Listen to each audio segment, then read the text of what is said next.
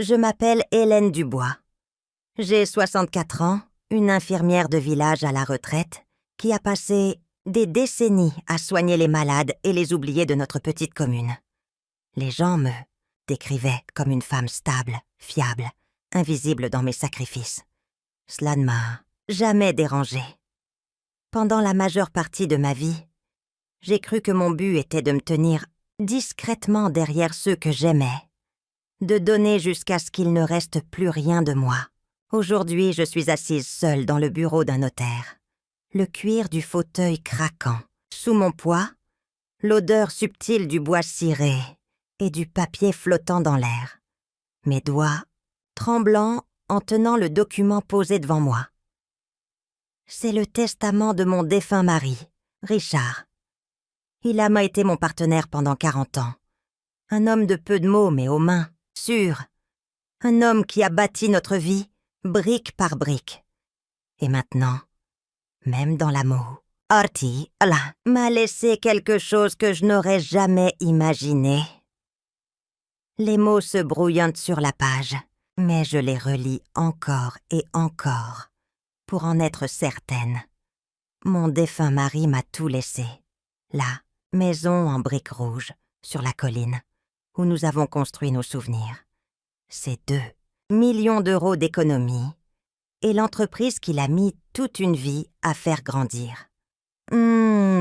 Instant, je me sens à la fois honorée et écrasée par le poids de cette responsabilité.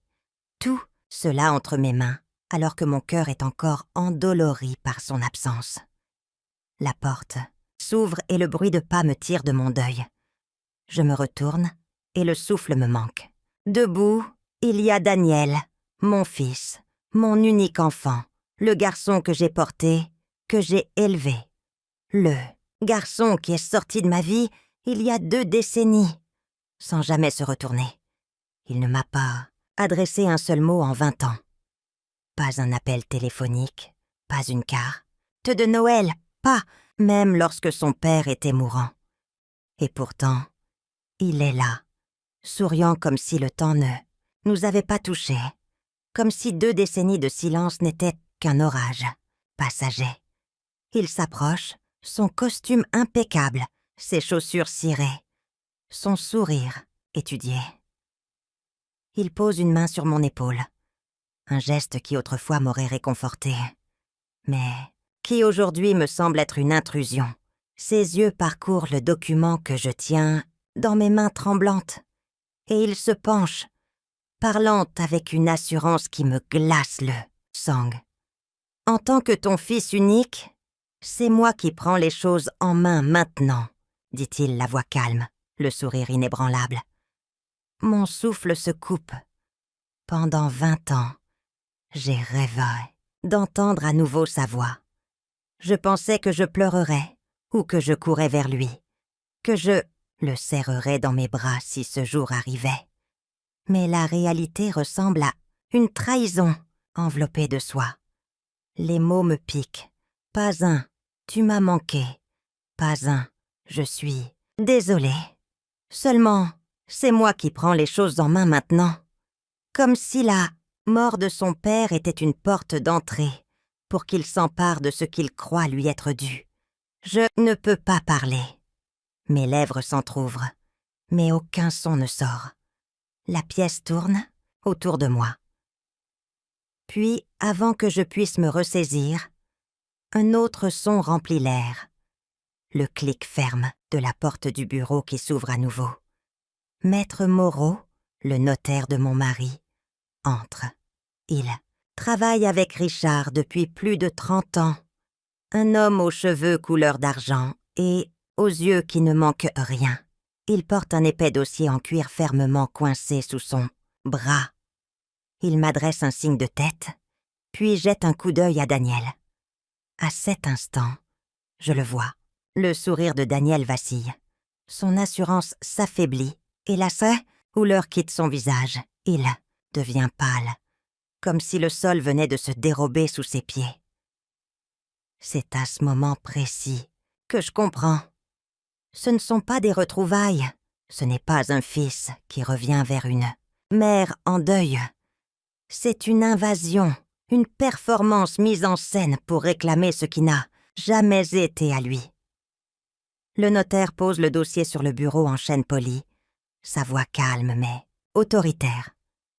Mon fils s'assoit sur la chaise en face de moi, ses mains agrippant les accoudoirs, ses yeux se dirigeant vers les papiers, comme s'ils contenaient à la fois son salut et sa ruine.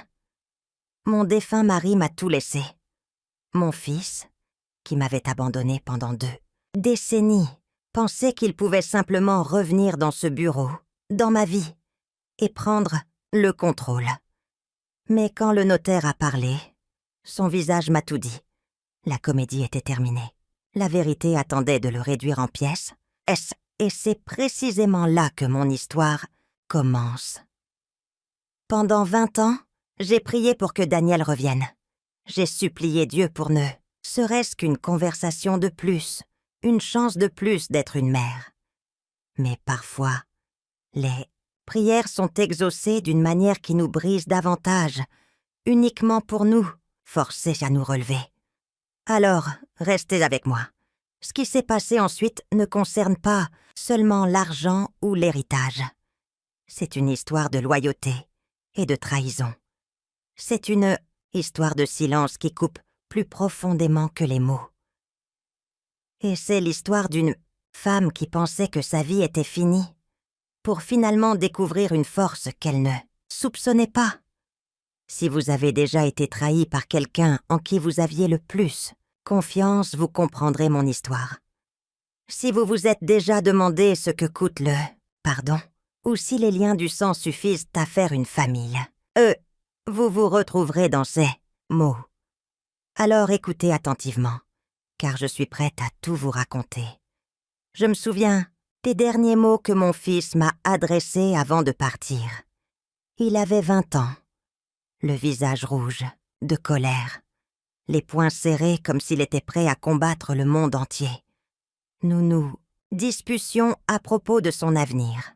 Richard voulait qu'il termine ses études, qu'il prenne ses responsabilités, qu'il construise quelque chose de solide. Moi, je voulais seulement qu'il soit en sécurité, qu'il choisisse une voie qui ne le consumerait pas. Daniel ne voulait rien de tout cela. Il m'a regardé avec des yeux si vifs qu'il coupait plus profondément que n'importe quoi. Quelle lame, et il a dit « Je ne veux pas vivre une vie ennuyeuse comme la tienne, maman ». Puis il a claqué la porte si fort que les murs ont tremblé. Et d'un coup, il était parti. Ce son, l'écho de la porte qui se ferme, me hante encore. C'était plus que du bois contre du métal. C'était le son de mon fils coupant les ponts avec moi. D'un lien qui se brise après 2 décennies de sacrifices. Je suis restée là, figée, incapable de respirer, espérant qu'il reviendrait, les larmes aux yeux, me disant qu'il ne le pensait pas. Mais les heures ont passé, le soleil s'est couché, la maison s'est assombrie, et le silence s'est installé comme un invité indésirable qui ne part jamais. Cette nuit-là, je me suis assise près de la fenêtre, attendant de voir l'ombre familière de sa silhouette sur le porche. J'ai laissé la lumière du couloir allumée, comme un phare pour le guider chez lui. Mais la seule chose qui est venue fut le tic-tac de l'horloge dans le salon. Chaque tic-tac semblait plus fort, plus cruel, me rappelant que le temps avançait sans lui. Le lendemain matin, je lui ai écrit une lettre. Mais mine tremblait tandis que je posais la plume sur le papier. Je lui ai dit que je l'aimais, que les disputes arrivaient, qu'il pouvait toujours rentrer à la maison. Je l'ai postée à la dernière adresse que j'avais de lui, priant pour qu'il la lise, priant pour qu'il ressente la chaleur de mes mots. Les jours se sont transformés en semaines, et il n'y a eu aucune réponse. Alors, j'ai écrit une autre lettre, puis une autre. J'ai écrit jusqu'à ce que ma main ait des crampes, jusqu'à ce que l'encre soit tachée par mes larmes. Chaque enveloppe était timbrée. Chaque enveloppe disparaissait dans la boîte aux lettres, et aucune n'est jamais revenue. C'était comme si mes mots avaient été avalés par un vide. La maison est devenue insupportable. La chambre de Daniel est restée intacte. Ses posters toujours sur le mur. Ses livres toujours sur l'étagère. La couverture pliée au pied du lit. J'ouvrais parfois, et la porte juste pour respirer la faible trace de son eau de Cologne. Mais elle s'estompait à chaque mois qui passait. Le silence dans cette pièce était assourdissant. Il me pressait les oreilles, jusqu'à ce que je pense devenir folle. Richard a essayé de rester fort pour moi. Il s'est enterré dans le travail, rentrant tard, le visage fatigué et ridé. Au dîner, nous nous asseyions l'un en face de l'autre, mâchant en silence, faisant tous les deux semblant de ne pas écouter des bruits de pas qui ne venaient jamais. Certaines nuits, j'entendais Richard dans le garage, martelant des clous, dans du bois avec une force inutile, sa façon de noyer la douleur. Je priais tous les soirs. Je priais pour que Daniel soit en sécurité. Je priais pour qu'il décroche le téléphone. Chaque sonnerie du téléphone faisait bondir mon cœur, mais ce n'était jamais lui. Des agents de recouvrement, des mauvais numéros, Rose, des appels occasionnels d'amis. Jamais Daniel. J'ai commencé à redouter le son du téléphone, car il me rappelait que j'attendais toujours quelqu'un qui ne viendrait pas. Les fêtes sont devenues les rappels les plus cruels. Je mettais la table pour 3 par habitude, pour ensuite retirer l'assiette supplémentaire avant que Richard ne s'assoie. Les lumières de Noël scintillaient sur le sapin, mais elles ne faisaient qu'illuminer la chaise vide où Daniel avait l'habitude de déballer ses cadeaux en riant. Les anniversaires passaient et je préparais des gâteaux que je ne pouvais pas manger, les coupant en parts nettes et en laissant une intacte, espérant qu'il entrerait pour la réclamer. Je lui ai de nouveau écrit lorsque Richard est tombé malade, cette fois en le suppliant. « Ton père est malade !» ai-je écrit.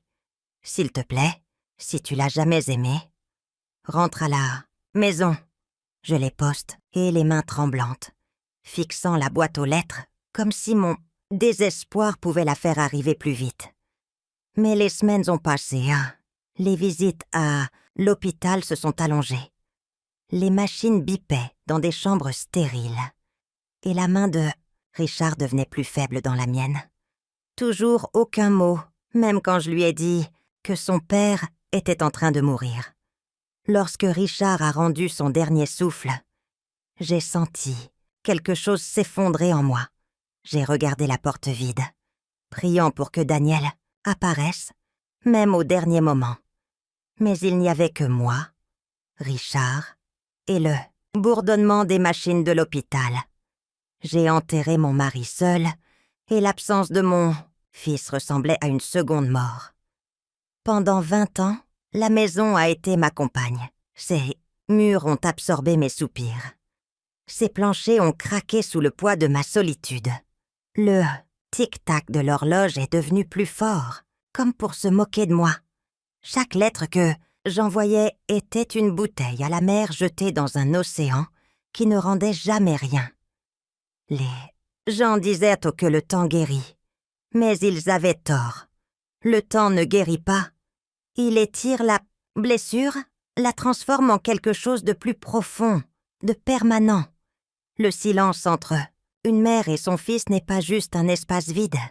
C'est un canyon, large et sans fin, et il résonne de tout ce qui n'a pas été dit. C'était ma vie pendant 20 ans.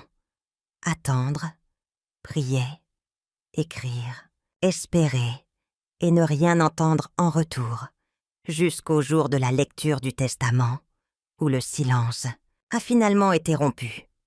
Avant la lecture du testament, il y a eu les années avec Richard. Et elles ancrent tout ce que je suis.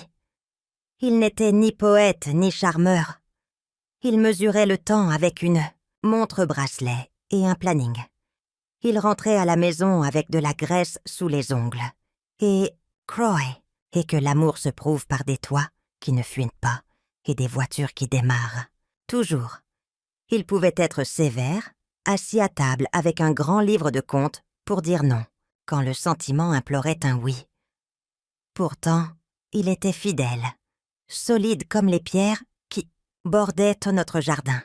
Chaque samedi, il parcourait le jardin avec un sécateur, se déplaçant lentement et précisément, comme si les rosiers exigeaient un chirurgien. Il portait la même chemise en jean délavé, les poignets polis par le temps. Quand il avait fini, il apportait une fleur dans la cuisine, la mettait dans un verre ébréché et la désignait d'un signe de tête, comme une confession. Je faisais la vaisselle avec l'odeur des pétales coupés dans l'air, et je comprenais que certaines promesses arrivent sans cérémonie. Nous n'étions pas glamour. Nous étions constants. Nous nous levions avant l'aube pour prendre l'aube. Et café, lisions le journal et laissions la radio allumée pendant le dîner pour que la maison ne semble pas trop grande.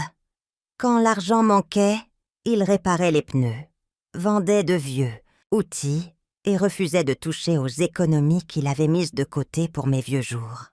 Quand les tempêtes arrachaient les tuiles, il grimpait sous la pluie et les faisait tenir. Il disait rarement « je t'aime ». Il réchauffait toujours mes gants en janvier. Après le départ de Daniel, notre mariage ressemblait à un bateau en eau trouble. Certaines nuits, nous dérivions dans des pièces séparées, le chagrin se déplaçant dans les couloirs comme une marée. Pourtant, chaque samedi, la rose retournait dans son verre. Et chaque dimanche, il redressait le crucifix sur la cheminée, comme si réparer les symboles pouvait empêcher le monde de se briser. Il ne parlait pas de notre fils. Il savait comment être présent, aisant. Un homme peut dire « je suis là » de bien des manières silencieuses. L'année où la toux a commencé, elle sonnait comme un rhume d'hiver qui ne voulait pas céder. Il disait que c'était la poussière de l'entrepôt. Je faisais semblant de le croire. Il a continué à travailler pendant que les médecins prélevaient du sang et prenaient des clichés, puis utilisaient des mots qui sonnaient comme un verdict. Les nuits se sont allongées. Je pressais des linges sur son front et alignais des pilules, comme je l'avais fait pour des patients qui n'étaient pas mon mari. Le minuteur mesurait les doses. L'horloge murale est devenue une infirmière. J'ai de nouveau écrit à Daniel. J'ai écrit avec soin, sans accuser ni supplier, laissant les faits parler d'eux-mêmes. Ton père est malade. Il demande après toi. Il est encore temps si tu viens. Maintenant. J'ai posté la lettre et attendu près de la fenêtre, et comme si la boîte aux lettres pouvait me répondre. Les jours ont répondu pour lui. Le silence est un langage. Une fois que vous en apprenez la grammaire, vous ne pouvez pas prétendre que vous ne comprenez pas. Richard m'a regardé plier une lettre et m'a demandé si je voulais qu'il la signe. J'ai secoué la tête. Il importait que les mots soient les miens. Il s'est raclé la gorge et a dit qu'il ne voulait pas que je porte cela seul. Cette nuit-là, quand la douleur la pressait, il a attrapé ma main et l'a serrée, une force qu'il ne pouvait plus se permettre de dépenser. Hélène, tu es la fondation. Il l'a dit, et cela s'est ancré en moi comme une poutre maîtresse. Les semaines se sont réduites à des mesures, des milligrammes, des millilitres, des minutes. J'ai appris à compter les respirations. J'ai appris le rythme de son sommeil et le tressaillement de sa mâchoire qui signifiait que une autre vague arrivait. Les bons matins, il insistait pour aller au jardin. J'apportais le sécateur et lui tenais le coude pendant qu'il taillait une rose. Avec un soin cérémonial, il a placé délicatement la fleur dans ma paume. Sa main tremblait, les pétales. Non, j'ai de nouveau écrit à Daniel après une nuit d'alarme et d'oxygène. Ton père est en train de nous quitter. Il veut entendre ta voix. J'ai donné au téléphone toutes les chances de sonner. La maison a gardé sa discipline. Tic-tac, respire, tourne. Parfois, je rageais. Un tonnerre d'hiver, me demandant quel genre de fils abandonne son père sur le long chemin. Puis j'avais honte de la question parce qu'elle portait une réponse que j'avais apprise: tous les enfants ne reviennent pas. Toutes les histoires n'offrent pas de réparation. Richard est devenu plus petit. L'homme des pneus et des toits est devenu os et souffle. Louis a compté la météo, les gros titres, les progrès du jardin, parce que les nouvelles, ordinaires, peuvent être une corde quand la falaise est proche. Il écoutait les yeux mi-clos et serrait mes doigts quand je mentionnais la rose. Je pouvais voir l'excuse dans son visage, pour le fardeau que mes jours étaient devenus. J'y répondais avec du thé, des draps, propres, avec le ministère constant des tâches, et avec la patience que les années avaient formée dans mes os. Quand les médecins nous ont conseillé de nous préparer, il a demandé une faveur. Il voulait la maison en ordre, les comptes étiquetés, les clés accrochées au crochet que nous utilisions quand Daniel était petit. Même alors, il pensait mais pas après son dernier. Nous avons parcouru les pièces. Il pointait. Je hochais la tête. Et, dans chaque embrasure de porte, je sentais son amour intégré dans les angles comme du bois caché sous la peinture.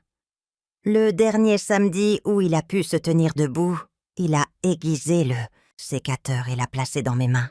« Tes mains maintenant », a-t-il dit.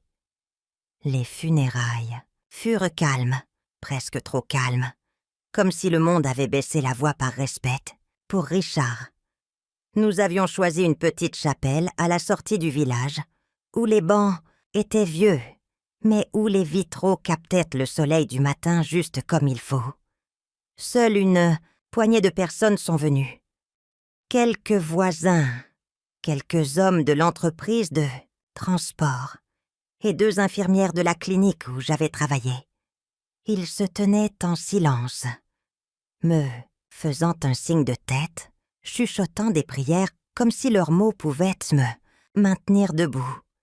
J'étais assise au premier rang, les mains jointes sur mes genoux, fixant le bois poli du cercueil de Richard. Les roses que j'avais posées dessus étaient les dernières qu'il avait taillées dans le jardin, leurs pétales déjà flétris sur les bords.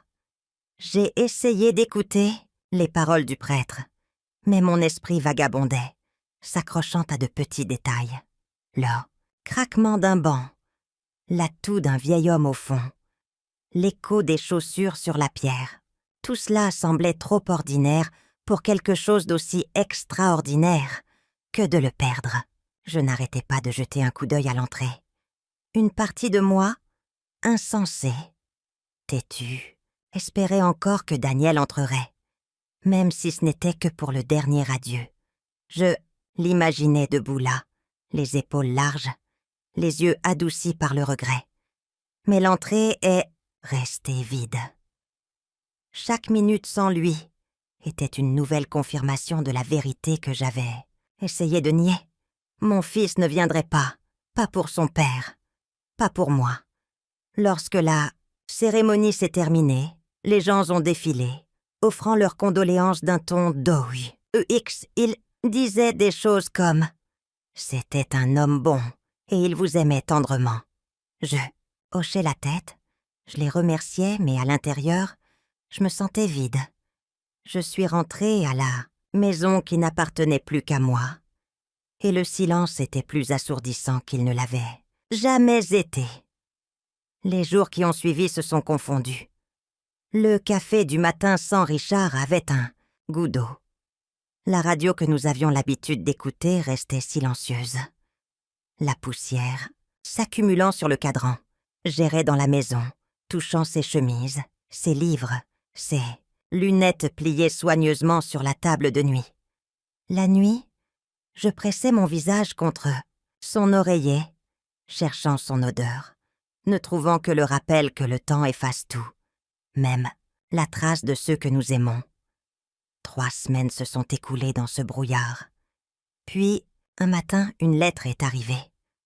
L'enveloppe était épaisse, le nom d'une étude notariale, imprimé dans le coin. Ma main tremblait en l'ouvrant. À l'intérieur se trouvait une invitation, une convocation officielle pour assister à la lecture du testament de Richard. Les mots m'ont frappé comme une pierre jetée dans une eau calme. J'avais su, bien sûr, que ce jour viendrait. Richard était un homme prudent. Il se préparait à tout. Mais le voir écrit, le testament de Richard Dubois, ressemblait à une ligne que je n'étais pas prête à franchir. C'était final, indéniable.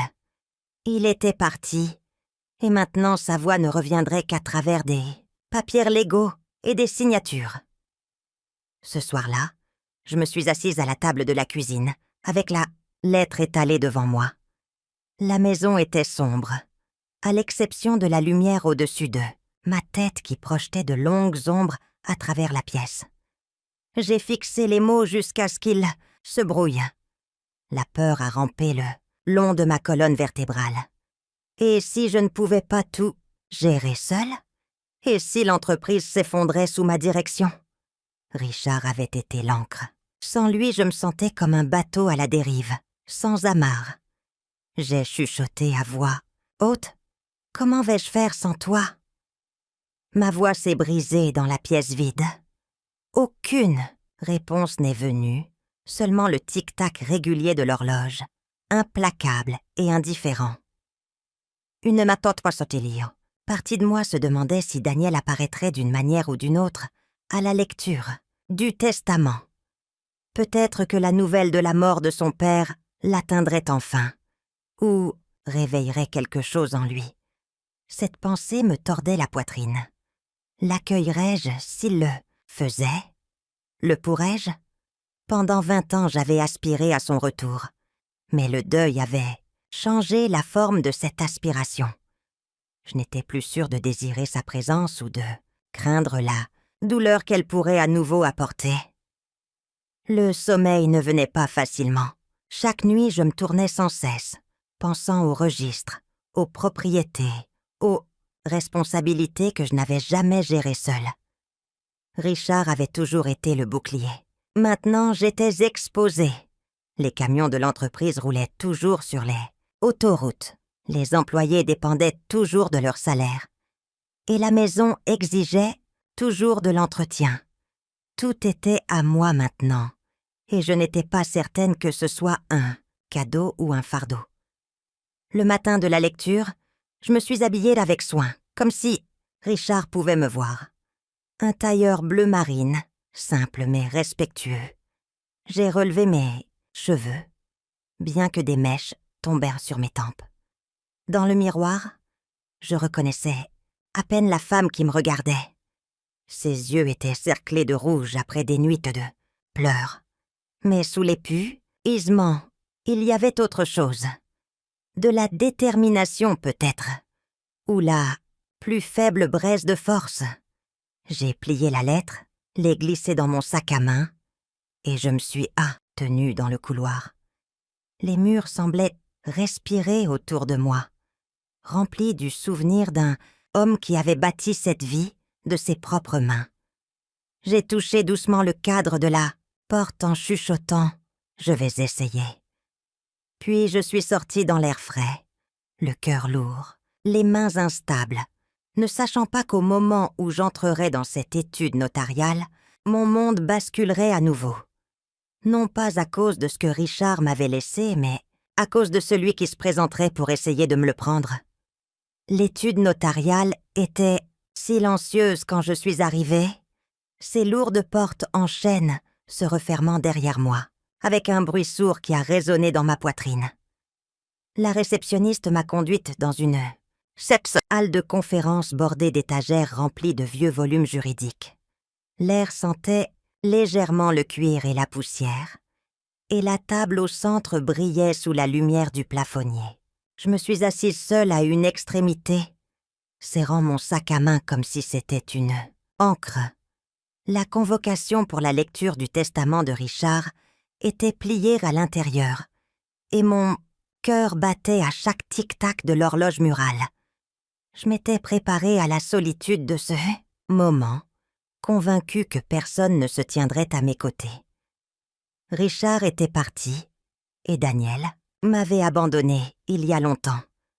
Mais quand la porte a grincé en s'ouvrant, je me suis figée. Il était là. Daniel est entré comme s'il était chez lui.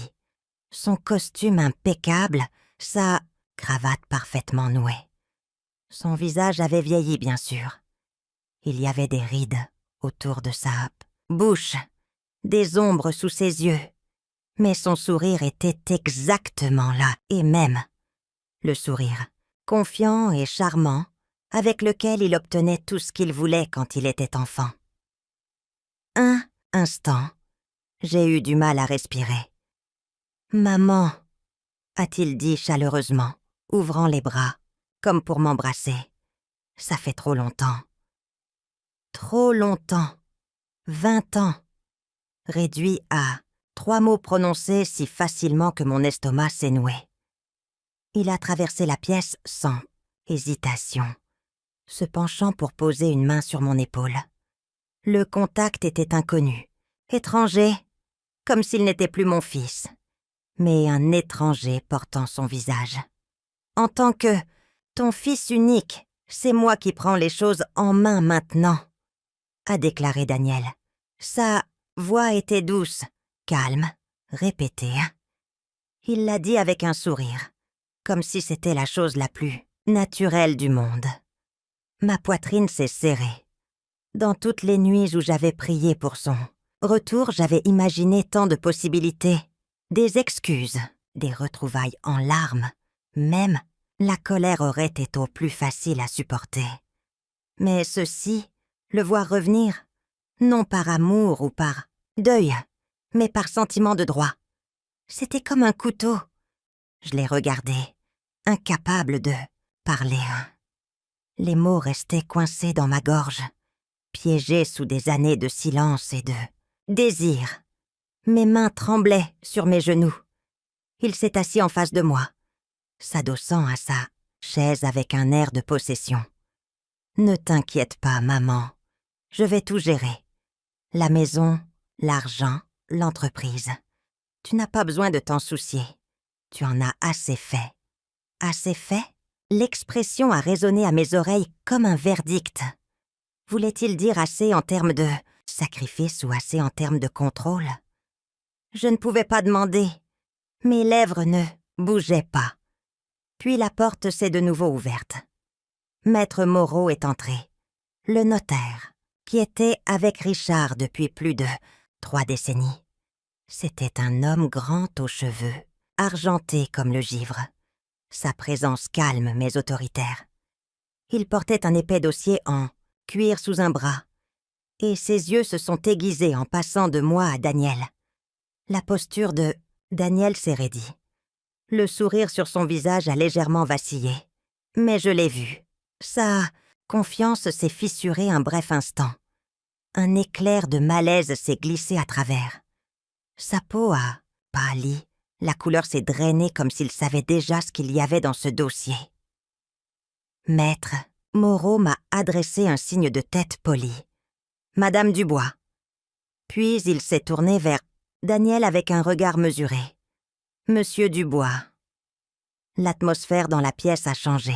Ce qui avait semblé être la scène de Daniel est soudainement devenu tout autre chose.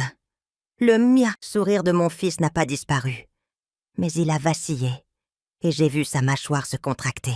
Maître Moreau a posé le dos, scié sur la table et a ajusté ses lunettes. « Nous sommes ici, aujourd'hui pour lire le testament de Richard Dubois, » a-t-il commencé.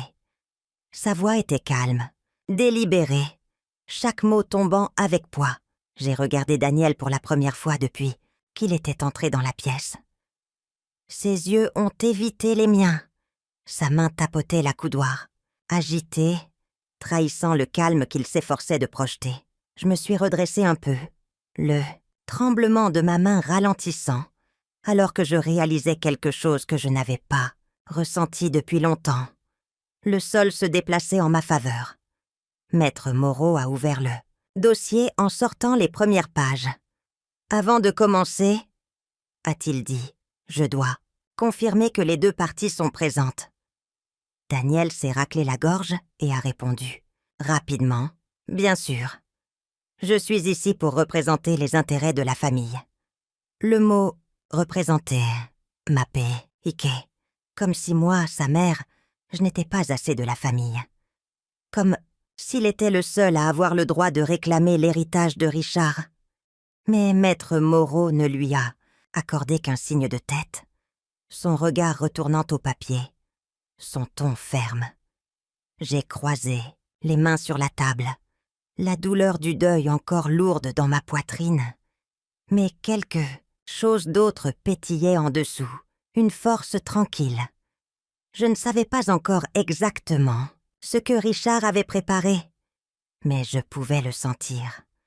Mon mari avait toujours été réfléchi, et Daniel, pour la première fois, semblait incertain. Ce moment a été un tournant. Le garçon confiant qui était parti en claquant la porte il y a 20 ans n'était plus en contrôle. Son sourire s'était fissuré, son visage avait pâli, et l'équilibre du pouvoir était en train de changer. J'ai pris une lente inspiration, me préparant à ce qui allait suivre. Maître Moreau n'est pas resté assis. Il est resté debout, comme si les mots qu'il s'apprêtait à prononcer exigeaient de la hauteur. Il a sorti la première page du dossier et a parlé avec la cadence régulière d'un homme qui a vu des familles s'élever et se fracturer autour de cette même table. Ceci est le testament de Richard Dubois, a-t-il dit. Moi, Richard Dubois, saint d'esprit, fais les legs. Suivant. Ses yeux se sont levés pour s'assurer que nous écoutions. Puis il a lu la formule, qui allait dénouer le nœud qui serrait mon cœur. À ma femme bien-aimée, Hélène Dubois, je lègue tous mes biens immobiliers, y compris la résidence sur la colline des Pins, tous mes comptes bancaires, liquidités et investissements totalisant environ 2 millions d'euros, ainsi que la pleine propriété de la société Transport Dubois, avec tous les droits, licences, contrats et fonds de commerce y afférents. La liste continuait de s'égrener. Précise et finale, tout m'était destiné. Aucune exception, aucune seconde pensée. Daniel a expiré par le nez. Le son était faible mais sec, comme une allumette qui craque. Il s'est penché en avant comme si la proximité pouvait changer les lettres sur la page. « Ça ne peut pas être tout », a-t-il dit d'un ton léger. « Il doit y avoir des responsabilités à prendre en compte.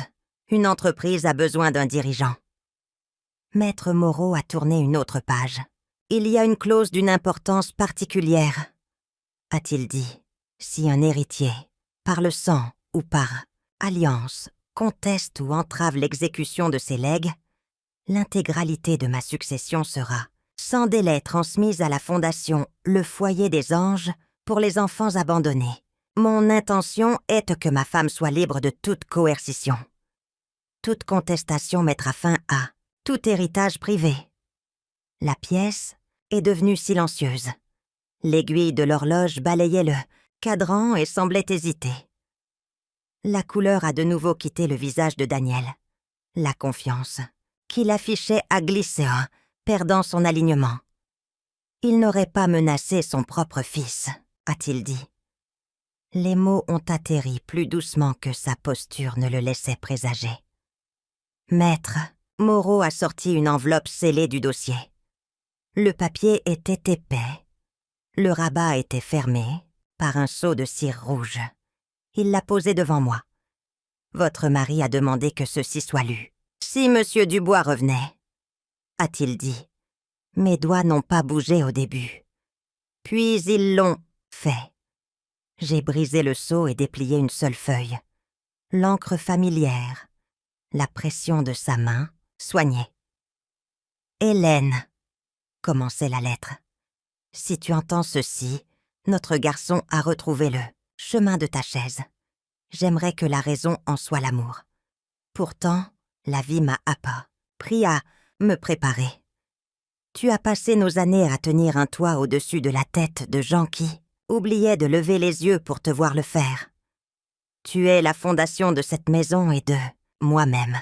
Ce que j'ai construit t'appartient parce que tu m'as construit.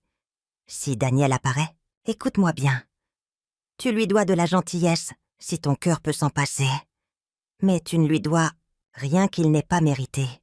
Choisis le chemin qui te garde entière. Choisis-toi, sans culpabilité. Ma bouche s'est ouverte sans qu'un son n'en sorte. Les lettres vacillaient. La table flottait, devant mes yeux. J'ai relu les lignes encore et encore parce que j'avais besoin qu'elles poccolent. S'ancrent en moi. Tu es la fondation. Tu ne lui dois rien. Une marée que j'avais portée, pendant 20 ans s'est retirée. Daniel s'est agité sur sa chaise. « Maman, écoute !» Il a commencé, tendant une main sur la table comme si nous reprenions. « Est-ce une conversation ?» interrompue la veille. Papa a dû écrire ça dans un mauvais jour. Il ne voulait pas que tu gères tout ça seul. Il savait que je pouvais aider. J'ai replié la lettre sur son pli et l'ai tenue, à 2 mains, comme si elle pouvait s'envoler si je la lâchais. Je n'ai pas regardé Daniel. J'ai regardé l'écriture qui avait équilibré nos factures et les mots qu'il laissait les samedis matins à côté des roses coupées.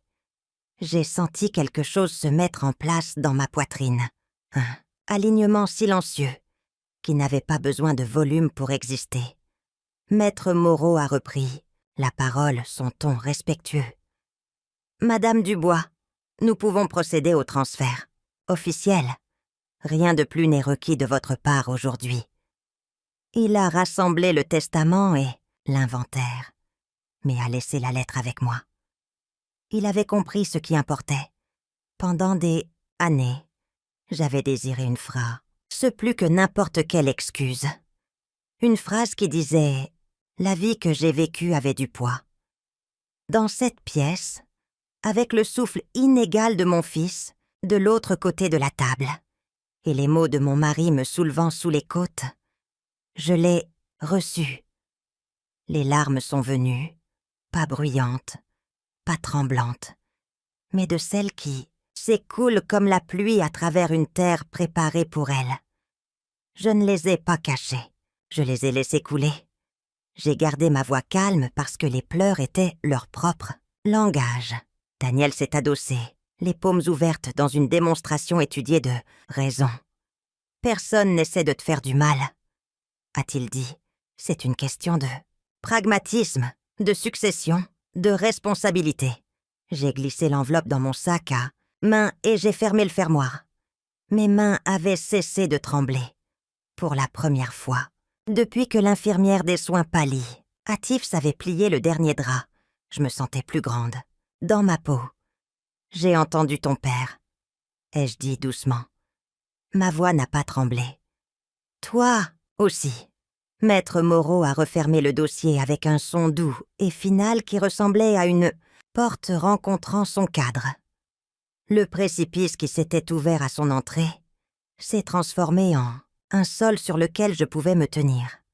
J'ai relevé le menton, non par défi, mais en acceptation de ce qui avait déjà été vrai. J'avais porté cette famille à travers les tempêtes. Maintenant, le papier disait ce que les roses disaient chaque samedi sans mots. J'étais la fondation. Et la maison tenait toujours debout. La lecture du testament s'est terminée sur le bruit des papiers glissant dans le dossier de Maître Moreau. Mais Daniel n'en avait pas fini. Il est resté dans le couloir, souriant comme si rien de tout cela ne l'avait déstabilisé. « Allons-Dine, maman, » a-t-il dit doucement. « Nous avons tellement de choses à nous raconter. » Je voulais dire non, me retirer dans la sécurité du silence. Pourtant, une partie de moi, peut-être la même, qui mettait autrefois une assiette supplémentaire à table chaque Noël, a accepté. Nous avons choisi un restaurant italien que Richard aimait pour ses box tranquilles et son bon pain. Quand je suis arrivée, Daniel était déjà assis, une bouteille de vin respirant sur la table. Il s'est levé avec une politesse exagérée, tirant ma chaise comme si nous étions des étrangers à un premier rendez-vous. « Tu as l'air en forme », a-t-il dit. « Forte, j'ai toujours su que tu te débrouillerais. » Les mots étaient doux, mais le ton avait quelque chose de répété. Je l'ai étudié pendant qu'il parlait. La façon dont ses doigts tapaient sur la table. La façon dont ses yeux parcouraient la pièce avant de se poser dessus. Erre-moi. Il vendait quelque chose, je pouvais le sentir. Il a versé le vin dans son propre verre et l'a levé. « Ah papa !» a-t-il dit solennellement. J'ai hoché la tête, mais j'ai gardé mon verre d'eau intact. Au début, la conversation a tourné autour de banalités. Il m'a demandé des nouvelles du jardin, des voisins que je ne voyais presque plus, si j'allais toujours à l'église le dimanche. J'ai répondu par de courtes phrases, laissant les silences s'étirer. Il les comblait avec empressement, comme s'il avait peur de mon calme. Puis, il s'est penché en avant, sa voix baissant. Plus douce. J'ai fait des erreurs, maman. Partir était égoïste. J'étais jeune, en colère. Et je pensais tout savoir. Je le regrette maintenant. Les mots auraient dû me transpercer, mais ils ont glissé à la surface. Il avait répété cela aussi. Ses yeux ne portaient pas le poids d'un vrai remords. Ils portaient le calcul. Pourtant, je l'ai laissé continuer. Tu ne devrais pas avoir à supporter tout ça seul, a-t-il ajouté doucement. 2 millions d'euros, la maison, l'entreprise. Papa a laissé tellement. C'est écrasant pour une seule personne, surtout à ton âge. Et voilà. Le pivot. Sa main a effleuré la table comme pour me stabiliser. Je veux aider. Vois les choses comme ça. Je ne te prends rien, je prends juste le relais là où tu as besoin de soutien. Je gère les comptes, je supervise l'entreprise. Tu peux te concentrer sur ta santé, ta tranquillité d'esprit. Ma fourchette reposait intacte à côté de mon assiette. J'ai gardé mon regard sur lui, observant la lueur dans ses yeux chaque fois qu'il mentionnait l'argent. Les pauses entre ses phrases étaient trop mesurées, le regret trop poli. Il a soupiré de façon dramatique. J'ai manqué les dernières années de papa, et je ne me le pardonnera, et jamais. Mais peut-être que t'aider pourrait être ma façon de me racheter. J'ai laissé le silence s'installer entre nous. Je n'ai pas hoché la tête, je n'ai pas souri, je n'ai pas répondu. J'ai bu mon eau lentement, le verre frais contre ma main, et je l'ai reposé, avec un calme délibéré. Ces mots s'emmêlaient dans le silence que je laissais derrière moi. Il s'est agité sur son siège, se penchant plus près. « Écoute, maman, je sais ce que papa a dit dans cette lettre, mais il était malade, fatigué. Il ne voulait pas que tu te débattes. Sois raisonnable. 2 millions d'euros, ce n'est pas facile à gérer. Des gens vont s'en prendre à toi, essayer de profiter de toi. Laisse-moi te protéger. » Me protéger? L'ironie s'est enroulée dans ma poitrine.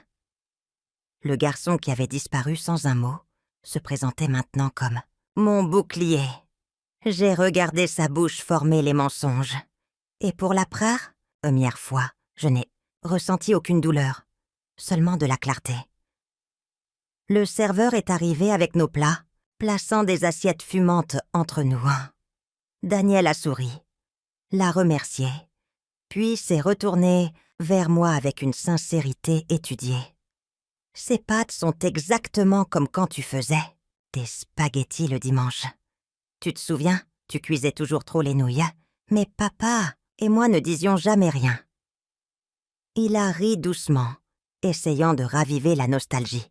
J'ai enroulé les pâtes sur ma fourchette, mais je n'ai pas mangé.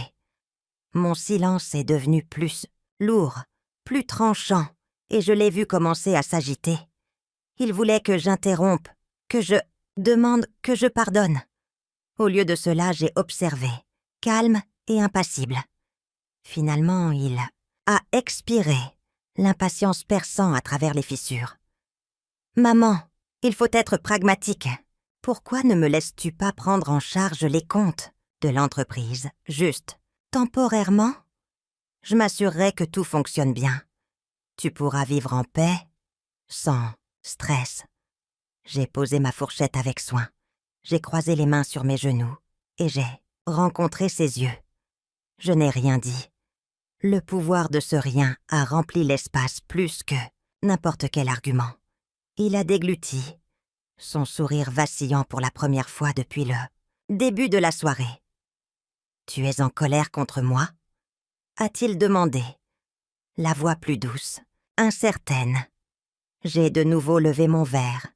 J'ai bu une lente gorgée d'eau et je l'ai reposée sur la table, toujours silencieuse. Il s'est adossé, forçant un rire qui sonnait creux. « Tu as toujours été têtu. »« D'accord, nous n'avons pas à décider ce soir, mais pense-y, c'est trop pour toi seul. » J'ai laissé le silence répondre pour moi. La vérité était écrite sur son visage, les fissures apparaissant dans sa performance, et pour la première fois en 2 décennies. J'ai réalisé que le silence qu'il m'avait infligé pouvait être retourné, manié non, comme une blessure, mais comme un bouclier. La nuit après le dîner avec Daniel, je n'ai pas pu dormir. Ses paroles se rejouaient sans cesse dans mon esprit. Les douces excuses qui ne pesaient rien. Le pivot rapide vers l'argent. La suggestion que je ne pouvais pas m'en sortir seule. J'étais allongée dans la maison sombre, fixant le plafond, sentant l'absence de Richard me pressait comme une lourde couverture. Quand l'horloge a sonné minuit, je me suis levée. Mes pieds m'ont porté dans le couloir jusqu'au bureau de Richard, la pièce qu'il appelait toujours son bureau. Je n'y étais pas beaucoup entrée depuis sa mort. Son odeur y flottait encore. Du vieux cuir, un léger parfum de tabac, l'odeur âcre de l'encre. Son bureau était sous la fenêtre, impeccable comme tout, jour, les papiers empilés avec précision, les stylos alignés. C'était un homme d'ordre. Même dans le chaos, il créait des règles. Je me suis assise dans son fauteuil et j'ai laissé mes doigts glisser sur la surface. Ma main s'est arrêtée sur le tiroir du haut. Je l'ai ouvert. Papeterie, enveloppe, trombone.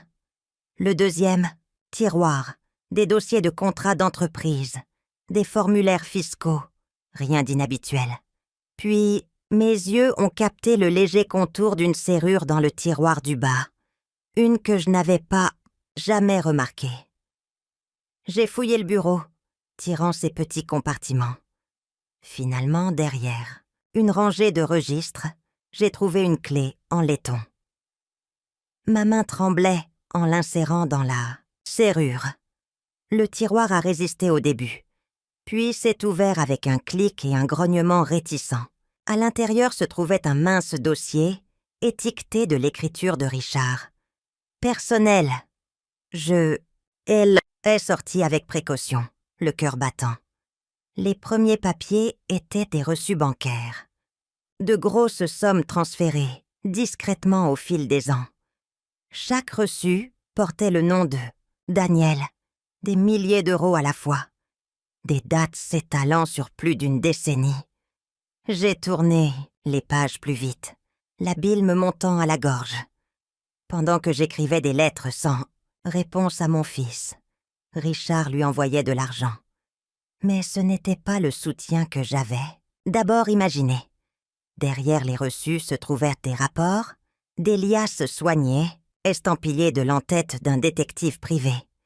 J'ai parcouru les pages, mes yeux se brouillant. Les rapports chroniquaient la vie de Daniel. Casino, table de poker, bar, registre de dettes impayées, propriétaire le poursuivant pour le loyer, ami trahi. mon fils, avait dilapidé l'argent aussi vite qu'il arrivait. Le jouant, s'enfonçant perle, use profondément, chaque année. Il y avait aussi des photos, des images granuleuses de Daniel à des tables, de jeux. Daniel sortant en titubant de bars de fin de soirée. Daniel se disputant avec des hommes dans des ruelles sombres. Les notes du détective décrivaient des fréquentations dangereuses, des schémas de prise de risque compulsive. Aucune preuve de réhabilitation.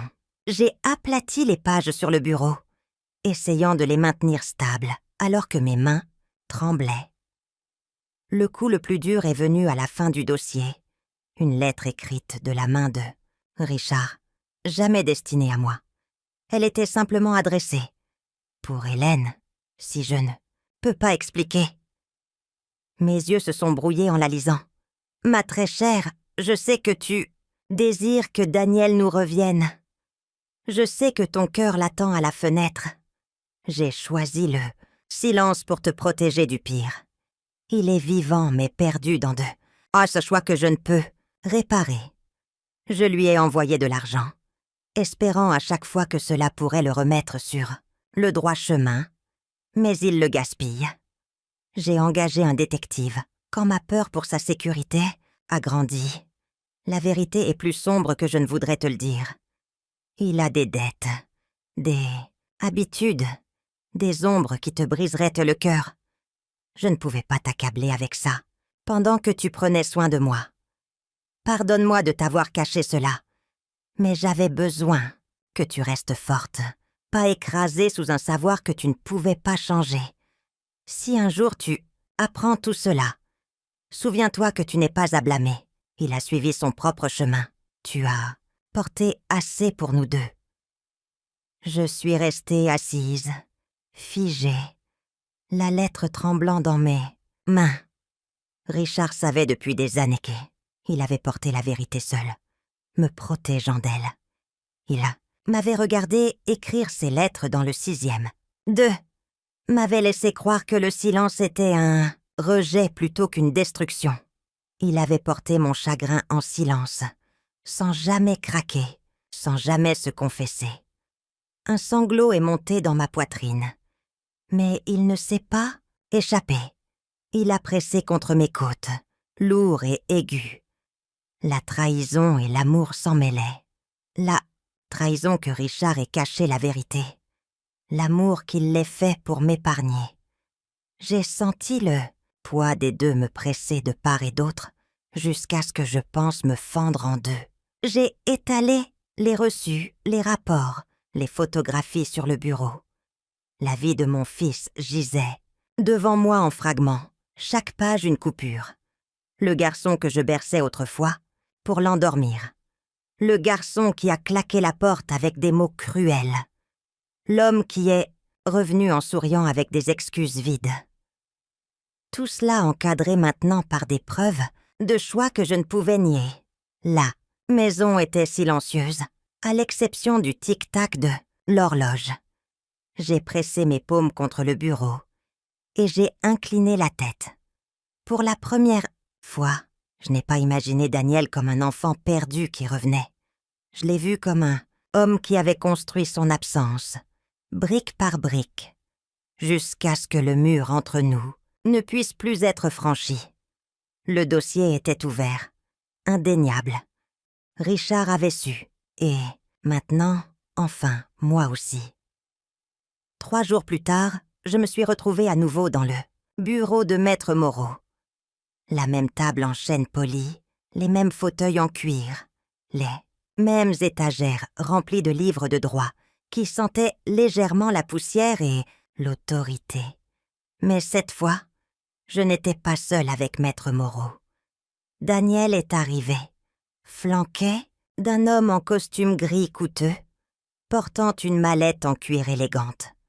Sa démarche était vive, sa poignée de main ferme, à voix douce avec une assurance étudiée.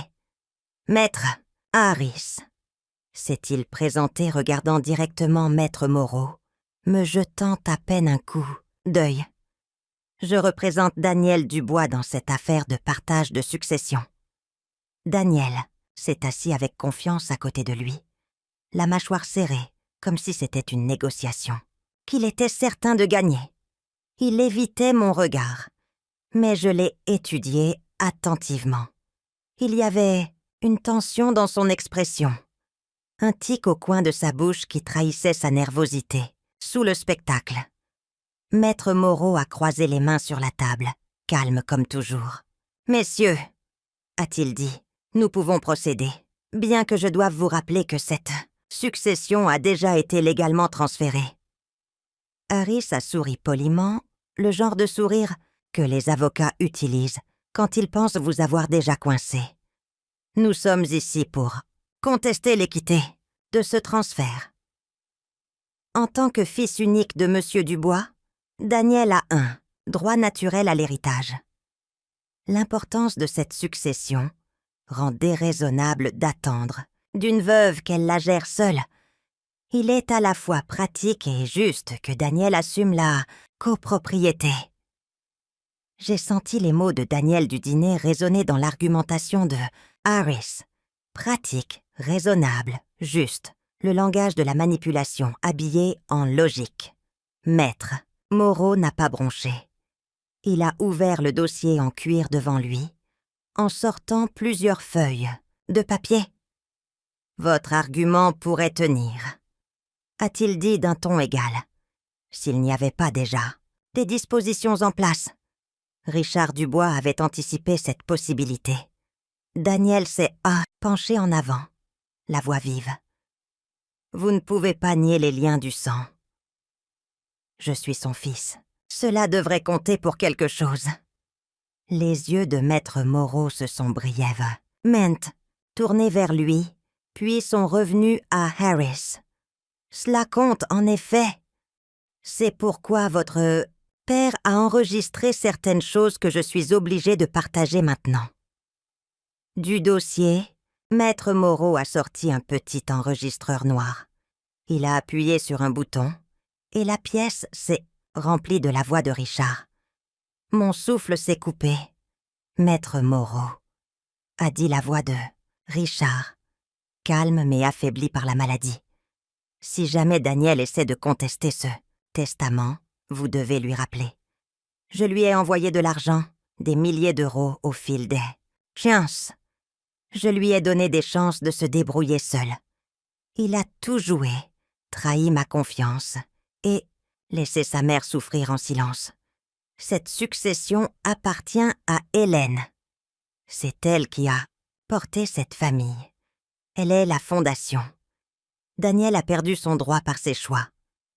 Les mots sont restés suspendus dans l'air, comme des pierres. Le visage de Daniel s'est vidé de sa couleur. Il a ouvert la bouche comme pour protester, mais aucun son n'est sorti. Harris s'est agité inconfortablement sur sa chaise, sa confiance polie vacillant. L'enregistrement s'est arrêté, et le silence qui a suivi était plus fort que n'importe quel argument. Maître Moreau a laissé le calme s'installer avant de parler. En plus de cet enregistrement, j'ai des reçus bancaires et des rapports de détectives confirmant chaque transfert de fonds, chaque dette contractée, chaque abus. Si cette affaire va devant un juge, le dossier sera clair. Daniel Dubois a reçu d'amples provisions et il les a dilapidées. Daniel a frappé la table de sa main. Ce n'est pas juste. J'étais jeune. J'ai fait des erreurs. Mais je suis toujours son fils. La voix de Maître Moreau est restée calme. Et votre père est resté votre père. Il vous a donné des chances. Il a effacé des dettes. Il a offert de l'aide. Mais il a aussi pris une décision à la fin de sa vie. Cette décision était finale et légalement solide. La pièce était immobile. J'entendais le faible tic-tac de l'horloge de bureau de Maître Moreau, le doux bourdonnement de la climatisation. J'ai regardé Daniel, mon fils, ma chair, le garçon que j'avais porté et l'homme qui était maintenant assis en face de moi comme un étranger en procès. Mon cœur souffrait d'une vieille douleur familière. Pourtant, à côté de la douleur, il y avait quelque chose de nouveau, quelque chose que je n'avais pas ressenti depuis des années, la paix. Pour la première fois, je ne me remettais pas en question. Je ne me demandais pas si je l'avais déçu. La voix de Richard m'avait donné la vérité, hein, et la vérité était une étrange forme de miséricorde. Daniel s'est finalement tourné vers moi, les yeux brillants, de désespoir. « Man, tu ne peux pas les laisser m'exclure. Dis-lui que tu as besoin de moi. » J'ai rencontré son regard fixement. Mes lèvres se sont entr'ouvertes, mais je n'ai pas répondu. Le silence était mon bouclier, ma réponse plus forte que n'importe quelle supplication. Harris s'est raclé la gorge, clairement déstabilisé. Il semble, monsieur Dubois, que contester davantage pourrait vous exposer à des responsabilités légales. Je vous recommande de reconsidérer la situation. Daniel s'est affalé sur sa chaise, la fureur et la honte se mélangeant sur son visage. Son assurance s'était fissurée. Et en dessous se trouvait le garçon qui était parti il y a 2 décennies, toujours incapable de se regarder en face. Maître Moreau a rassemblé les papiers calmement. Cette affaire est close. Ma succession appartient uniquement à Madame Dubois. Tout autre litige activera la clause caritative. Etty, il ne vous restera plus rien à réclamer. Je me suis redressée, sentant le poids des mots de Richard pressés encore contre mon cœur. Fondation. C'est ainsi qu'il m'avait appelé.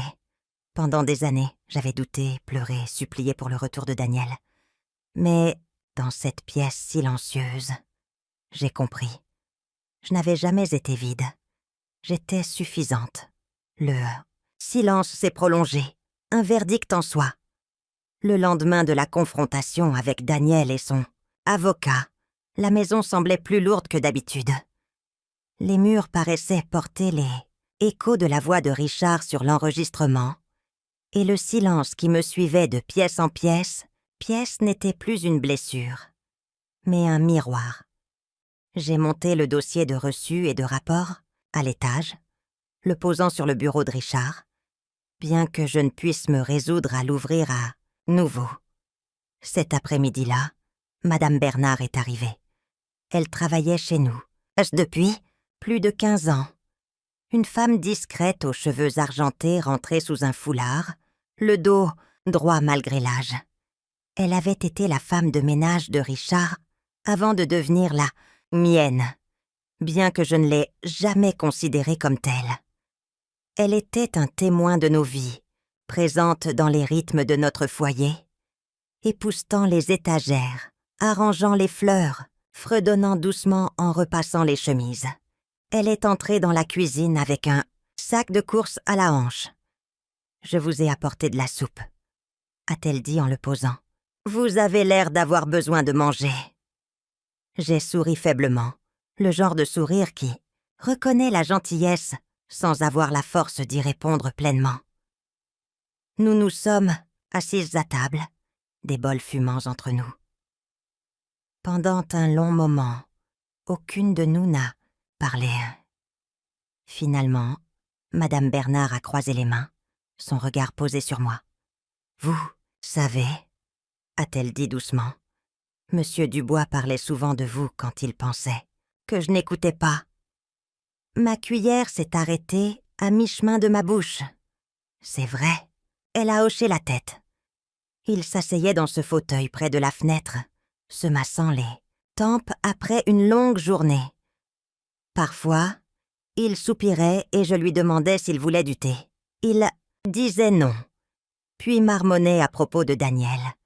À quel point il était déçu, à quel point il était en colère contre lui-même de ne pas l'avoir mieux guidé. Mais ensuite, à chaque fois, il disait la même chose. Hélène est la seule raison pour laquelle cette maison ne s'est pas effondrée. Les mots ont touché une corde sensible. J'ai cligné des yeux pour retenir les larmes. Il ne me l'a jamais dit. Les hommes comme lui ne disent pas toujours ce qu'ils devraient. a-t-elle répondu doucement. Mais il le croyait. Il m'a dit plus d'une fois que vous étiez sa véritable fondation. Que peu importe ce que Daniel faisait, vous étiez stable. Il s'inquiétait, cependant. Il s'inquiétait que si Daniel revenait un jour, ce ne serait pas par amour. Ce serait pour ce qu'il pourrait prendre. J'ai pris une lente inspiration, pressant mes doigts contre le bord de mon bol. Il avait raison. C'est exactement ce qui s'est passé. Madame Bernard a tendu la main sur la table, sa main légère mais ferme sur la mienne. Vous avez donné à votre fils tout ce qu'une mère pouvait donner. Ce lien aurait dû être incassable. Mais parfois, les liens du sang s'effilochent, quand le caractère ne les maintient pas. Richard le savait. Il m'a dit un jour, « Ma femme nous porte tous les deux. Si Daniel l'a trahie, elle se tiendra plus droite que moi, parce qu'elle l'a toujours fait. » Ah, ces mots ont brisé quelque chose en moi, non, en pas de douleur, mais de libération. Pendant des années, j'avais ressenti le poids de l'échec en tant que mère, croyant que l'absence de Daniel était une punition pour quelque chose que j'avais mal fait. Mais voici la vérité reflétée dans les yeux de quelqu'un d'autre. J'avais été la constante. J'avais été celle qui était restée. Pensez-vous que l'amour peut disparaître? Ai-je demandé doucement la question, m'échappant avant que je puisse l'arrêter. Madame Bernard a secoué la tête. Non, l'amour change de forme. L'amour d'une mère ne disparaît pas, mais il apprend les limites. L'amour de Richard pour vous n'a jamais faibli. C'est pourquoi il a tout laissé entre vos mains, pas seulement l'argent, mais la confiance. Il savait que vous ne le gaspilleriez pas. Il savait que vous garderiez son nom même quand son fils ne le ferait pas. Le silence après. Ces mots étaient épais mais pas lourds. Heurd. J'ai senti quelque chose se desserrer dans ma poitrine, comme un nœud qui se défait enfin. Je l'ai regardé. Cette femme qui avait épousseté nos étagères et plié notre linge, et j'ai réalisé qu'elle avait aussi porté des morceaux de notre histoire d'une manière que je n'avais jamais soupçonnée. Elle avait été un miroir de la dévotion silencieuse de Richard. Et maintenant, elle devenait un miroir de ma propre valeur. J'ai chuchoté.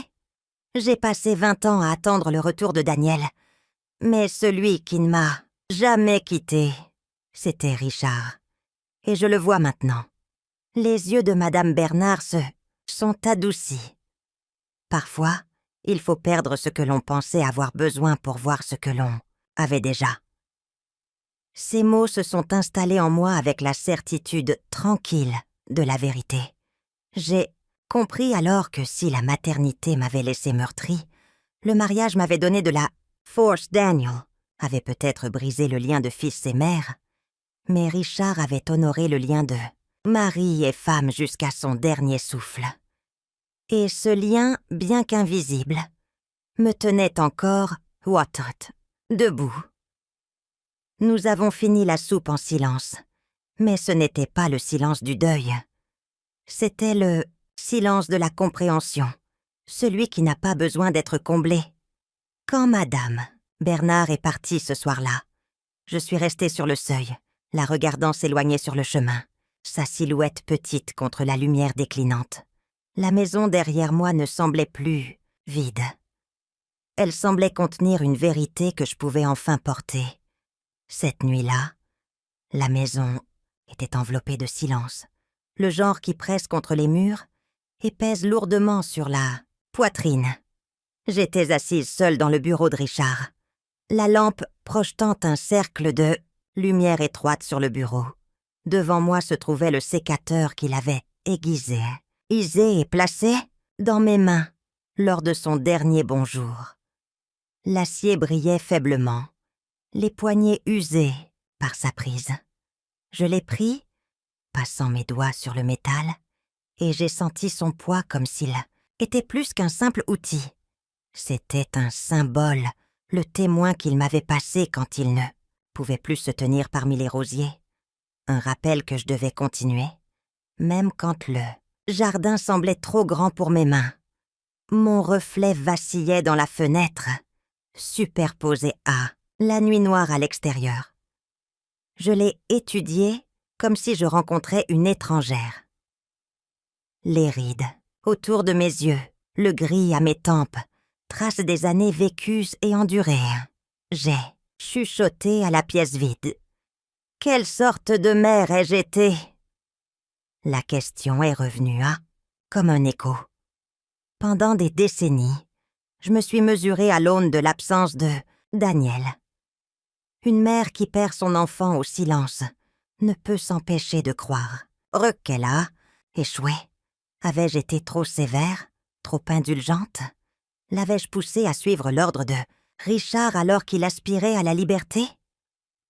Ou l'avais-je laissé partir trop facilement, croyant qu'il reviendrait quand il serait prêt? Le sécateur reposait sur mes genoux. Je l'ai retourné, lentement. La voix de Richard m'est revenue par fragments. « Tu es la fondation. Tu ne lui dois rien. » Pourtant, la maternité ne lâche pas si facilement. Le sang est têtu. Il murmure le devoir même quand la raison crie non. J'ai fermé les yeux. Je pouvais encore voir le sourire de Daniel au restaurant. La douceur calculée dans sa voix quand il disait qu'il regrettait d'être parti. Un instant, une partie de moi avait voulu le croire, prétendre que ces mots venaient de l'amour plutôt que de la cupidité. Mais ensuite, je me suis souvenu des rapports, des reçus, des photographies. Je me suis souvenu de la lettre de Richard, de la vérité dont il m'avait protégée. Pourtant, la douleur ne voulait pas me lâcher. Je me suis demandé si je le refuse. Maintenant, est-ce que je trahis mon rôle de mère? Ou est-ce que je l'honore enfin? En posant une limite, le poids moral était lourd. On enseigne aux mères à pardonner, à laisser la porte ouverte, peu importe combien de fois on la leur claque au nez. La société loue le sacrifice sans fin, l'amour sans limite. Mais que se passe-t-il si cet amour devient une arme entre les mains de l'indigne? Et si le pardon nourrit la destruction au lieu de la rédemption? Je me suis adossée, fixant le plafond. Le sécateur était froid contre ma peau là où la poignée touchait ma paume. Richard m'avait confié plus que des biens et de l'argent. Il m'avait confié le discernement, la force de choisir quand s'accrocher et quand lâcher prise. Avais-je eu tort de ne rien? Ou dire de rester assise en silence en face de lui? Ai-je murmuré? Aurais-je dû crier, supplier, le prier de changer? Ou le silence était-il la réponse la plus vraie qu'une mère puisse donner au mensonge?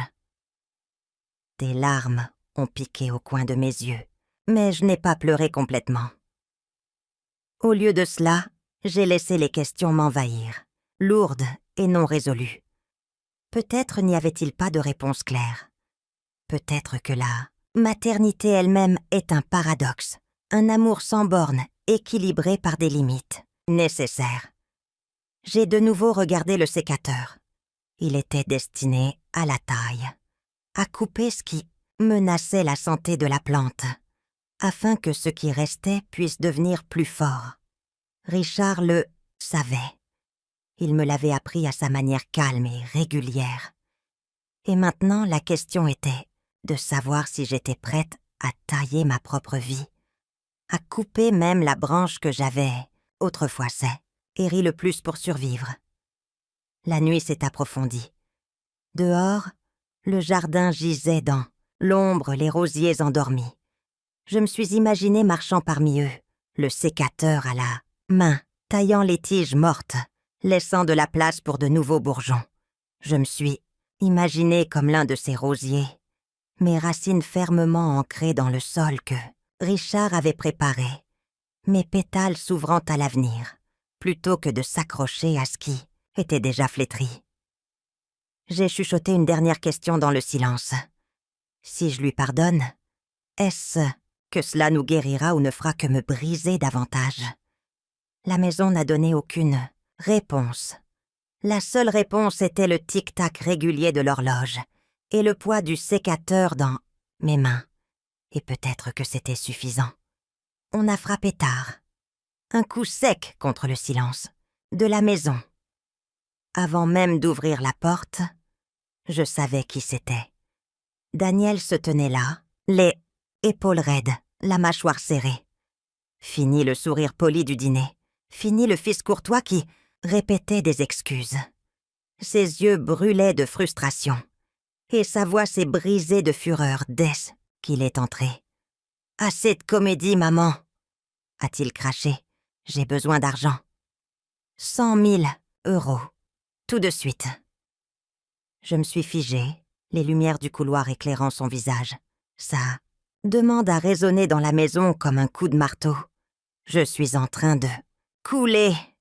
a-t-il continué, faisant les 100 pas, les mains serrées. « Tu es assise ici avec 2 millions à la banque. Un manoir, l'entreprise de papa. Et moi, j'ai des usuriers qui me serrent la gorge. Tu me dois ça. » J'ai retenu mon souffle, mes doigts se crispant sur la rampe. « Je te dois ça ?» ai-je répété doucement. Il s'est tourné vers moi, sa voix montant. « Oui, tu me le dois. Tu m'as laissé franchir cette porte. Tu ne m'as pas poursuivi, tu ne t'es pas battu pour moi. Tu m'as abandonné autant que je t'ai abandonné. Tu es resté ici avec tes roses et ton silence pendant que j'apprenais la vie par moi-même. Tu me le dois parce que tu l'as choisi, lui, plutôt que moi. » Les mots m'ont profondément blessée. Mais je suis restée où j'étais, la douleur pressant contre mes côtes. « Tu étais censée être ma mère !» a-t-il crié, ses poings frappant le mur. « Et qu'est-ce que j'ai eu ?» Des règles, des sermons, des regards froids. Papa a toujours su que je n'étais pas comme lui. Mais toi, tu aurais pu m'aimer quand même. Au lieu de ça, tu m'as laissé pourrir. Maintenant, tu as l'argent. Et tu me dis que je ne le mérite pas. Tu me dis que je ne suis pas ton fils. Je n'ai pas bougé. Le silence s'est étiré entre nous, épais comme de la pierre. Sa respiration était saccadée, résonnant dans le couloir. J'ai laissé le pot et dit de ce silence peser. Le laisser lui dire ce que les mots ne pouvaient pas. Lentement, délibérément, j'ai levé les yeux vers lui. Ma voix était basse, calme. « Tu as eu 20 ans pour m'appeler. Un appel, une lettre, un coup à cette porte. Tu ne l'as pas fait. » La pièce est devenue immobile. Il a cligné des yeux. Ses lèvres s'entr'ouvrant comme pour parler. Mais rien n'est sorti. La fureur en lui a vacillé un instant. Je me suis approchée, chaque mot délibéré, comme une lame pressée doucement contre la peau. Je t'ai écrit des lettres quand ton père était malade. Tu n'as jamais répondu. Je t'ai supplié de revenir avant qu'il ne meure. Tu n'es jamais venu. 20 ans, Daniel. 20 ans et rien que le silence. Tu as choisi ce silence, pas moi. Ma poitrine se soulevait et s'abaissait, avec la lourdeur de tout cela. Un instant, j'ai cru que j'allais m'effondrer sous la vérité qui sortait de ma bouche. Mais au lieu de cela, je me suis sentie plus légère, plus forte. Il a de nouveau serré les poings, sa voix se brisant en un grognement. J'avais mes raisons. J'ai secoué la tête. Non, tu avais des excuses. Et maintenant tu veux de l'argent pour réparer les dégâts que tu as créés. Ce n'est pas à ça que servent les pères et les mères. Ce n'est pas à ça que sert la famille. Les mots sont restés en suspens, finaux et indéniables. Sa colère couvait. Mais derrière, j'ai vu autre chose. La peur. La peur de Daniel n'a pas duré. Longtemps. Il s'est redressé, forçant l'acier à revenir dans sa voix. « Si tu ne veux pas m'aider, » a-t-il dit. Son ton bas est dangereux. Alors peut-être que les gens doivent savoir la vérité sur papa, sur le genre d'homme qu'il était vraiment. Mon corps s'est raidi. Il a souri avec mépris, prenant ma raideur pour de la faiblesse. Je dirais aux journaux qu'il jouait aussi, qu'il cachait de l'argent, qu'il... J'ai levé lentement la main, pointant vers le coin du couloir. Ces mots ont faibli alors qu'ils suivaient mon doigt. Là, à peine visible dans la pénombre, un point rouge brillait sur la caméra de sécurité que Richard avait installée des années auparavant. Elle fonctionne toujours, ai-je dit doucement. Elle enregistre. Chaque mot, chaque menace, chaque mensonge. La couleur a quitté son visage. Il a reculé, son assurance se fissurant, ses yeux se dirigeant vers la porte. Tu n'utiliserais pas ça contre ton propre fils. J'ai gardé ma voix calme, posée. Tu l'as déjà fait à toi-même. Le silence qui a suivi était électrique. Pour la première fois, je l'ai vu complètement vaciller. Ses épaules se sont affaissées. Sa respiration est devenue rapide. Et le masque qu'il avait porté depuis son retour dans ma vie est tombé. Ni le sourire confiant, le charme poli. Ce qui se tenait devant moi était un homme acculé par ses propres choix. J'ai croisé les bras, non pas de colère, mais de résolution. Cette maison est protégée, Daniel. Je suis protégée. Et si tu penses que les menaces me feront plier, tu as oublié qui t'a élevé. J'ai enduré ton absence. J'ai enduré ton silence. J'ai enduré d'enterrer le seul homme qui se soit jamais tenu à mes côtés. Penses-tu que je ne peux pas endurer cela aussi? Il a dégluti difficilement. La fureur dans ses yeux a été remplacée par la panique. Son regard s'est de nouveau tourné vers le point rougeoyant. Chaque seconde qui passait, le pouvoir le quittait, s'écoulant en moi à la place. C'est ta dernière chance, ai-je continué. Mon ton calme mais vif. Pars avant que le monde ne te voie pour ce que tu es devenu. Pars avant de brûler le dernier pont qui tient encore. Pendant un long moment, il n'a rien dit. Sa mâchoire s'est contractée, ses poings se sont serrés, mais ses yeux l'ont trahi. Il avait peur, pas de moi peut-être, mais de la vérité qu'il ne pouvait plus tordre. Finalement, il a marmonné. Ce n'est pas fini. Bien que sa voix soit brisée par le doute, je me suis approchée, mes yeux au niveau des siens. C'est fini. Tu y as mis fin le moment où tu as tourné le dos il y a 20 ans. Pendant tout ce temps, je me suis blâmée. Mais ce soir, Daniel, je le vois clairement. Tu as choisi ce chemin, et maintenant tu dois vivre avec. Le silence qui a suivi n'était pas lourd. Il était libérateur. La maison ne résonnait plus de sa colère. Elle ne portait que mon calme. Il a reculé vers la porte, une main sur la poignée, les yeux jetant un regard nerveux à la caméra une dernière fois. Puis il s'est glissé dans la nuit, laissant à nouveau la maison silencieuse. Je suis restée dans le couloir, la lueur de la caméra stable, au-dessus de moi, et j'ai poussé un long soupir. Pour la première fois depuis des décennies, je ne me sentais pas comme la plus faible dans la pièce.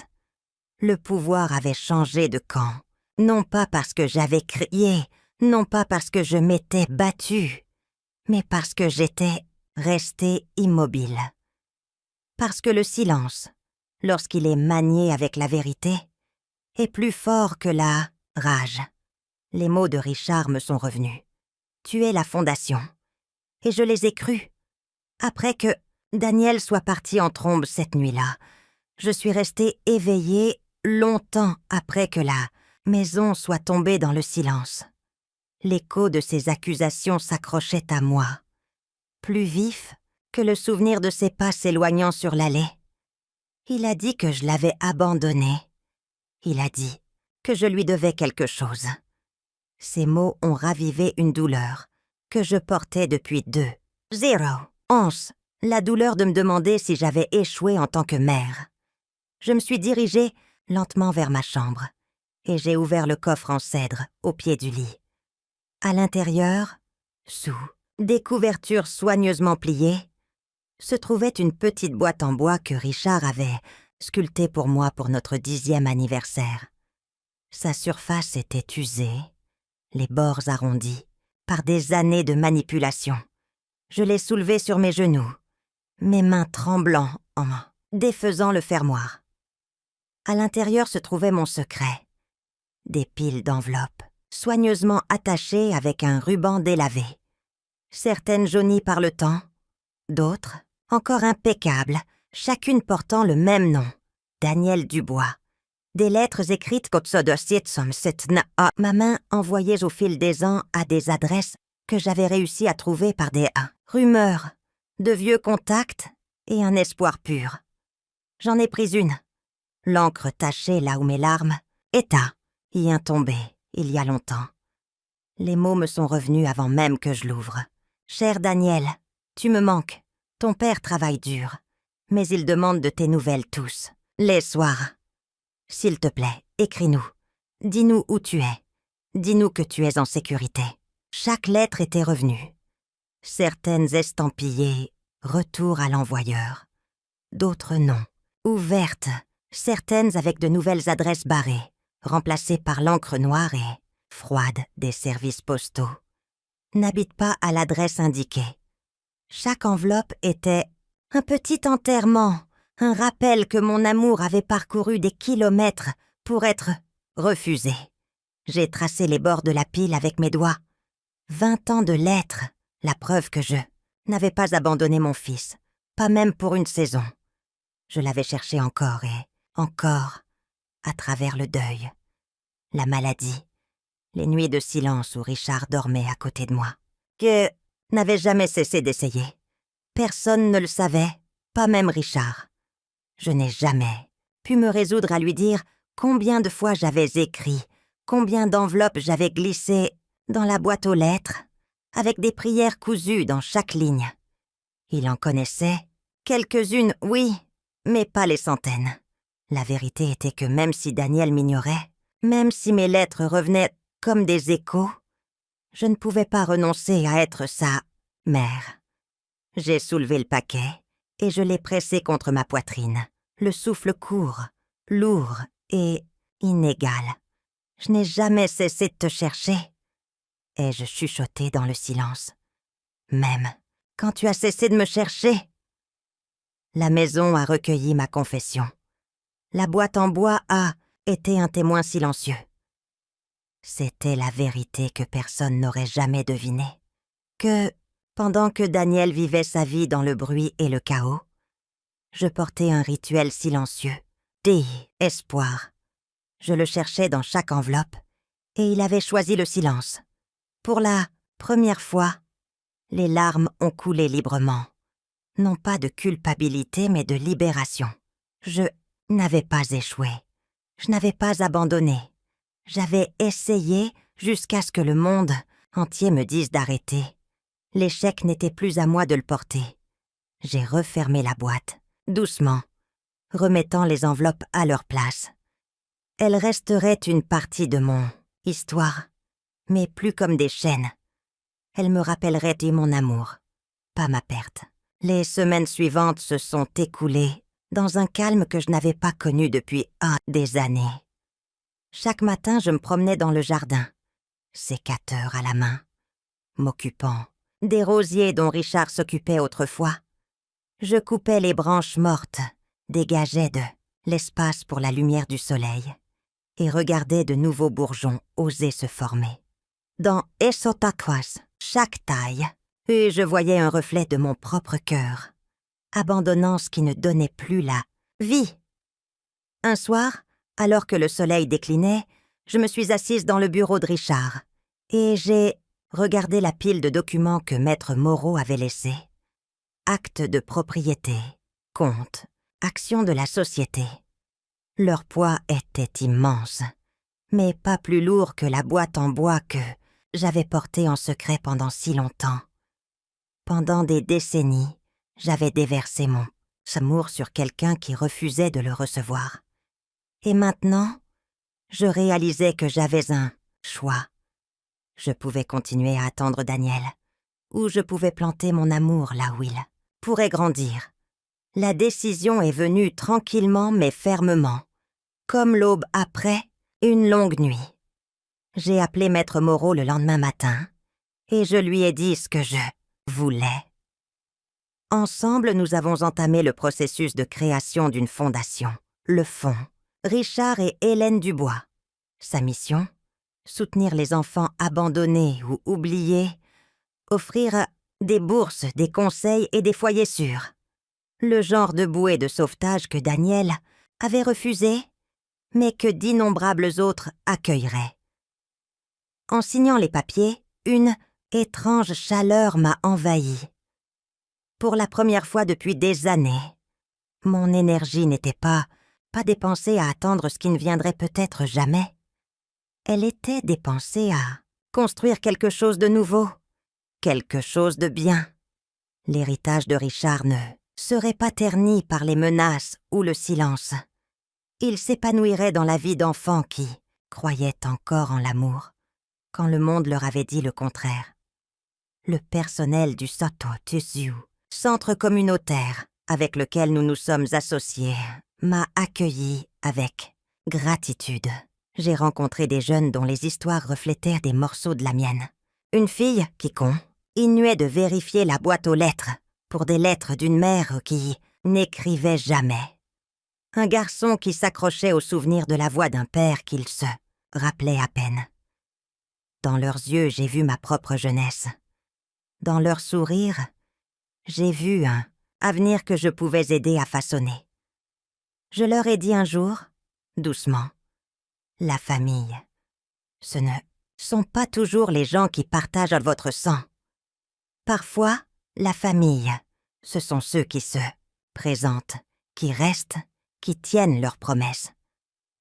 Au fil des semaines et des mois, la fondation a commencé à prospérer. Les dons ont afflué, les programmes se sont développés et mes journées se sont remplies de sens. Je ne m'asseyais plus près de la fenêtre en attendant le retour de Daniel. J'entrais dans les salles de classe, les hôpitaux et les salles communales, apportant des roses de mon jardin pour rappeler aux enfants que la beauté pouvait qu'être survivre à la taille. Un soir, je me tenais dans le jardin au crépuscule, l'air parfumé par les fleurs. Le sécateur reposait dans ma main, les rosiers brillant dans la lumière déclinante. Pour la première fois depuis des années, je me sentais légère à l'intérieur. Je n'étais plus liée par des lettres sans réponse ou des promesses creuses. Les mots de Richard me sont revenus. Tu es la fondation. Et maintenant, je les croyais de tout. Mon cœur. L'absence de Daniel me ferait toujours mal, mais elle ne me définissait plus.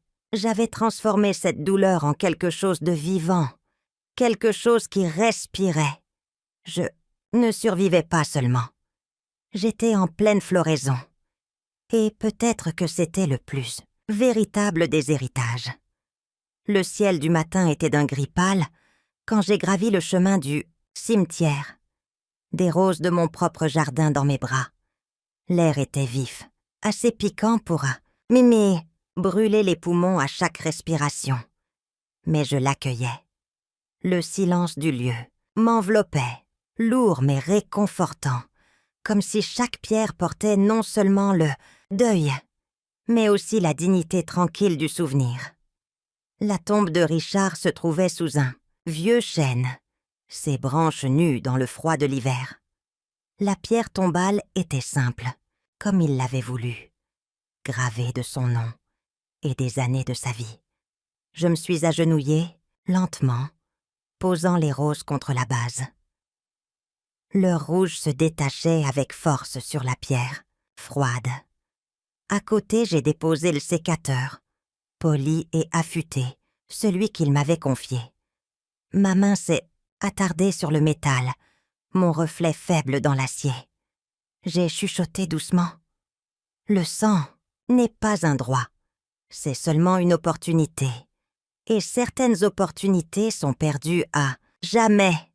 Les mots se sont envolés dans l'air, s'enfonçant dans le sol silencieux, X autour de moi. Ils n'étaient pas empreints de colère. Ils n'étaient pas amers.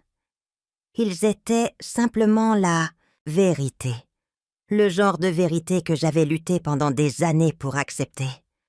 Daniel avait eu l'opportunité d'être mon fils, d'être l'héritier de Richard, de faire partie de nos vies, et il en avait choisi autrement. L'amour ne peut être forcé, là où il n'est pas le bienvenu.